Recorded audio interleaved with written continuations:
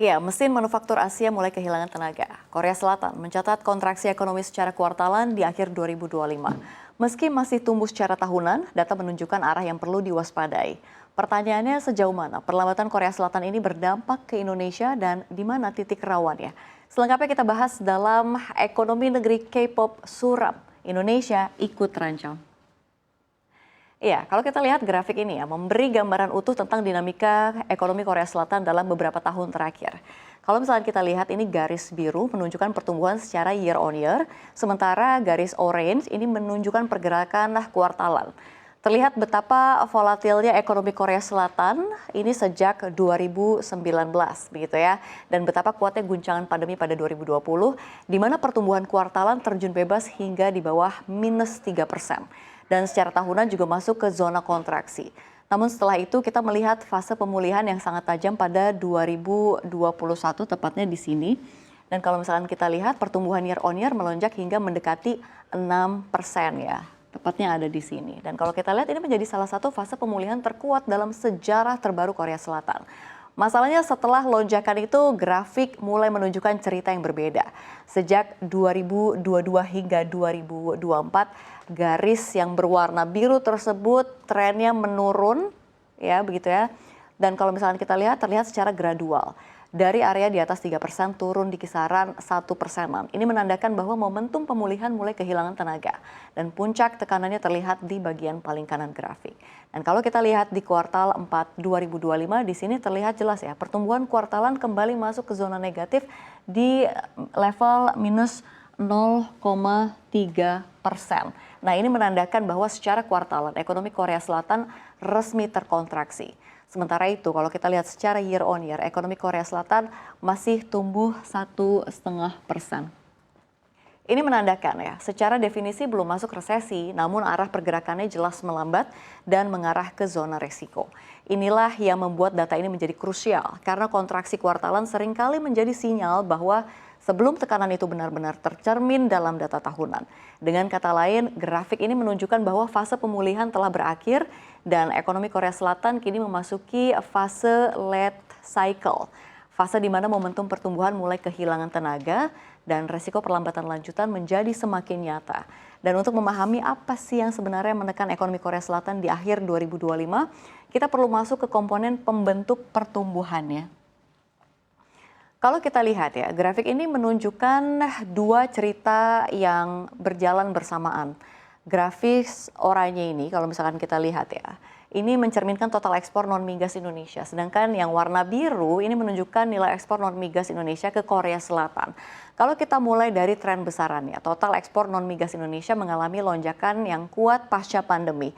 Dari kalau misalnya kita lihat dari 154,94 miliar pada 2020, lalu naik lagi ke 219,36 miliar pada 2021.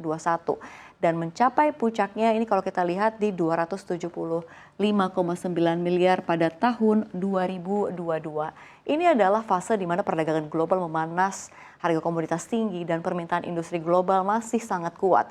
Namun setelah 2022 ya terlihat koreksi dan normalisasi. Jadi kalau misalnya kita lihat total ekspor non-migas turun ke 242,85 miliar per tahun 2023. Sedikit membaik ke 248,2 pada tahun 2024 dan Januari-November 2025 tercatat sebesar 224,7 miliar. Artinya secara total ekspor non-migas Indonesia masih bertahan tinggi namun nggak lagi dalam mode ekspansi agresif. Sekarang kita perkecil lagi ya lensa grafik yang warna biru begitu ya. Kalau misalkan kita lihat ekspor non-migas Indonesia ke Korea Selatan.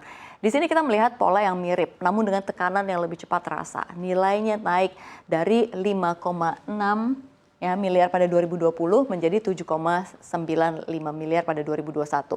Dan lagi-lagi mencapai puncaknya 10,65 miliar pada tahun 2022. Namun setelah itu ekspor ke Korea Selatan mulai menurun, turun ke 8,6 miliar pada 2023. Sedikit naik ya di 2024 di 9,12% begitu ya. Dan kalau misalnya kita lihat kembali lagi melemah di 7,9 miliar pada Januari hingga November 2025. Inilah poin pentingnya ya, saat total ekspor non-migas Indonesia relatif stabil, ekspor ke Korea Selatan justru menunjukkan tekanan yang lebih nyata. Kalau kita lihat dalam bentuk proporsi, ini porsi ekspor Korea Selatan ke Korea Selatan begitu ya, terhadap total ekspor non-migas Indonesia juga mulai menyempit. Kita lihat investasi Korea Selatan ke Indonesia ya. Kita bergeser ke jalur kedua yaitu investasi, dan grafik ini memberikan peta yang sangat jelas lagi nih tentang posisi Korea Selatan di Indonesia.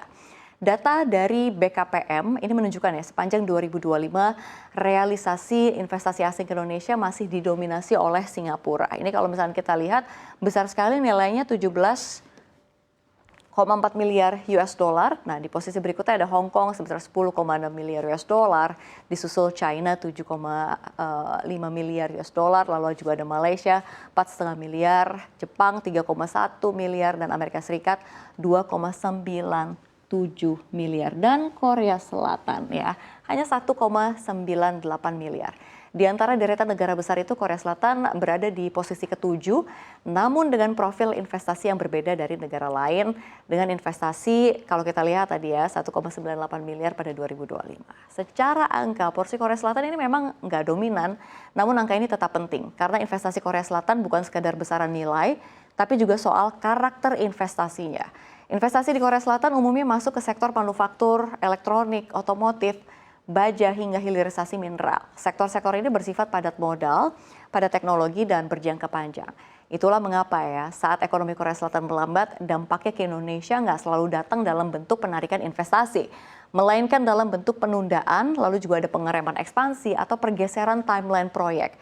Jika kita tarik ke belakang, investasi Korea Selatan ke Indonesia sempat menembus di puncak 2,98 miliar pada 2024, namun pada 2025 turun 1,98 miliar. Ini mengindikasikan masuknya fase lebih hati-hati seiring tekanan ekonomi global, lalu juga pelemahan won, dan juga meningkatnya ketidakpastian perdagangan. Artinya bagi Indonesia, resiko bukan hanya volume investasi yang melambat, tapi juga kecepatan realisasi proyek dan arus masuk teknologi, serta tenaga kerja terampil. Namun, di sisi lain, ini juga menjadi momen penting bagi Indonesia untuk menjaga proyek yang sudah berjalan, lalu juga harus menjaga kapasitas atau kepastian regulasi, dan juga menawarkan kejelasan jangka panjang agar investor Korea Selatan tetap melihat Indonesia sebagai basis produksi strategis.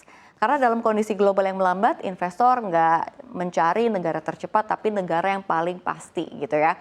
Dan dari sini kita bisa menarik kesimpulan besarnya ya, bagaimana perlambatan Korea Selatan perlu dibaca oleh Indonesia secara strategis. Seperti apa ya tren investasi Korea Selatan ke Indonesia? Grafik ini memberikan kita konteks dari waktu ke waktu ya, bagaimana arus investasi Korea Selatan ke Indonesia bergerak dari tahun ke tahun. Kita lihat kita mulai dari tahun 2018 ya. Realisasi investasi Korea Selatan berada di level 1,6 miliar US dollar. Memasuki 2019, angkanya turun ke 1,07 miliar. Ini seiring perlambatan global pra-pandemi. Tahun 2020 kalau misalkan kita lihat, investasi kembali naik di 1,84 miliar meski masih di tengah ketidakpastian pandemi. Pada 2021 nilainya sedikit turun ke 1,64 miliar, ini menunjukkan pemulihan yang belum sepenuhnya stabil. Namun setelah itu terlihat fase akselerasi yang cukup kuat di tahun 2022. Paling enggak ini ada tren meningkat ya di 2,29 miliar, dilanjutkan lagi 2,54 miliar di tahun 2023 dan mencapai puncaknya di 2,98 miliar pada tahun 2024. Nah, ini menjadi periode di mana proyek manufaktur, lalu hilirisasi dan juga ekspansi jangka panjang menjadi daya tarik utama Indonesia bagi investor Korea Selatan. Namun memasuki 2025 lagi, arus investasi kembali melemah. Realisasinya mencapai atau turun 1,98 miliar US dollar. Secara tren ini menandakan pergeseran dari fase ekspansi menuju fase lebih hati-hati sering meningkatnya tekanan ekonomi dan juga ketidakpastian global. Dari sini kita bisa menarik gambar besarnya ya, bagaimana perlambatan Korea Selatan ini nggak hanya menjadi resiko tapi juga ujian strategi bagi Indonesia. Lagi-lagi pemirsa, perlambatan ekonomi Korea Selatan bukan sekedar isu domestik tapi sinyal regional bahwa mesin manufaktur Asia sedang kehilangan momentum. Bagi Indonesia ini dampaknya terasa lewat dua jalur utama ya. Kalau kita lihat ada perdagangan dan juga investasi. Ekspor ke Korea Selatan mulai tertekan dan investasi masuk ke fase wait and see. Bukan keluar, tapi lebih selektif. Tantangan Indonesia ke depan bukan hanya menarik arus modal baru, melainkan menjaga momentum proyek yang sudah ada, lalu juga menjaga kepastian regulasi, dan juga menawarkan kejelasan jangka panjang.